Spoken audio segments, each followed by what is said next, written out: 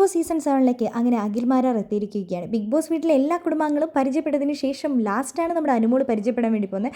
അനുമോളെ കണ്ടതും അഖിൽമാരാറാണ് ഇങ്ങോട്ട് വന്നിട്ട് ആ അനുമോളെ എന്ന് പറഞ്ഞുകൊണ്ട് അനുമോളുടെ അടുത്തേക്ക് വന്ന് കെട്ടിപ്പിടിക്കുന്നുണ്ട്.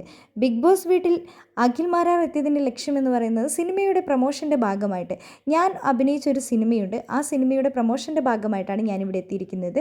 വന്ന ഉടൻ തന്നെ ബിഗ് ബോസ് ഒരു ടാസ്ക് ഏൽപ്പിക്കുകയും ചെയ്തിട്ടുണ്ട്.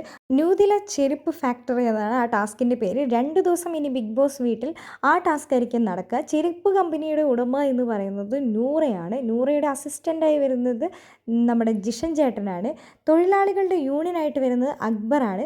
ടാസ്ക് ലെറ്റർ വായിച്ചതിന് ശേഷം അഖിൽമാരാർ പറഞ്ഞു കൊടുക്കുന്നുണ്ട്, ഈ ഒരു ടാസ്ക് നിങ്ങൾ ചെയ്യുമ്പോൾ നിങ്ങൾ ഇത് മനസ്സിലാക്കി തന്നെ ചെയ്യണം. ഇതിനകത്ത് തന്നെ അതിന് വേണ്ട പല ലൂപ്പ് പോയിന്റുകളും ബിഗ് ബോസ് ഒളിപ്പിച്ച് വെച്ചിട്ടുണ്ടാവും. അതൊക്കെ നിങ്ങൾ കണ്ടുപിടിച്ചിട്ട് വേണം ഇതെല്ലാം ചെയ്യാമെന്ന് പറഞ്ഞു കൊടുക്കുന്നുണ്ട്.